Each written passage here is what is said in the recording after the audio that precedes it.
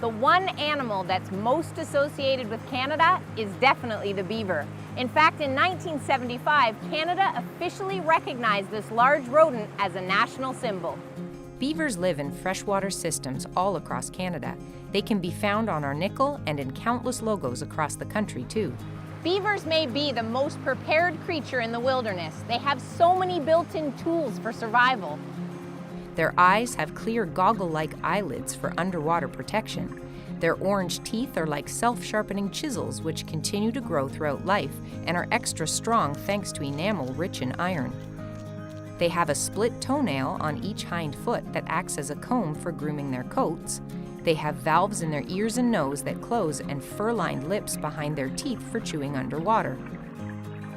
They have a paddle-shaped tail which works like a rudder, helps them balance, and also acts as a safety alarm when it's loudly slapped on the surface of the water. The outer layer of their fur is like a raincoat and the inner layer like a winter coat. They have flipper-like hind feet for swimming and can hold their breath for 15 minutes. Beavers also produce castoreum oil that they use to waterproof their coats and mark the boundaries of their territory. I'd have to have all this gear to be as prepared as a beaver. The beaver's ability to alter the natural landscape is second only to that of humans. Using wood from trees they cut down with their teeth, beavers will build dams to block running water, in turn creating large ponds or even lakes. If many generations of beavers work together to build a dam, it could be over 800 meters long. That's the length of 8 football fields. They also construct homes called lodges out of branches and mud. While some beavers do choose to create a den by burrowing into a stream bank, their more obvious and safe accommodations look like that big pile of sticks. It has holes for ventilation, a ledge inside for keeping dry, and several underwater entrances for added safety. It's built strong enough to even keep a bear out. Once their home is built, an adult beaver couple will start their family, producing a litter of 1 to 6 kits each spring for the rest of their reproductive lives.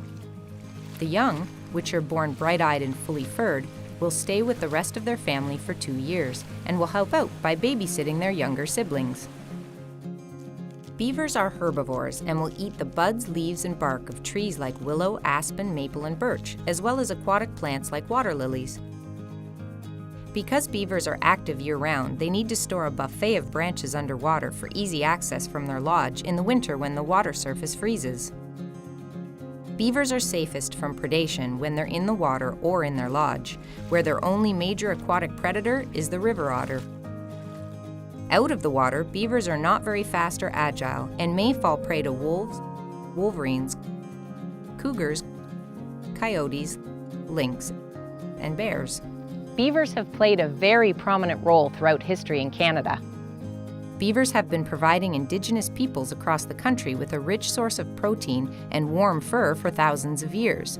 The beaver is a symbol of hard work, determination, and resourcefulness for Indigenous nations across Canada, for many of whom it is a respected totem or clan. In the early 17th century, the beaver became the first terrestrial resource exploited by Europeans in what is now Canada.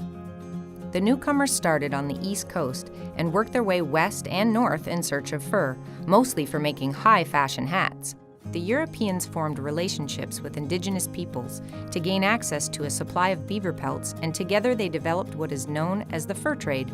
As it opened up the country to exploration and settlement, the fur trade created both friendships and friction between Europeans and their respective Indigenous allies. Excessive harvesting resulted in the elimination of the beaver from many places in Canada by the end of the 1800s. Beavers are more plentiful now, and although their natural damming behavior does create wetland habitat for other species, it can also lead to flooding of roads and communities.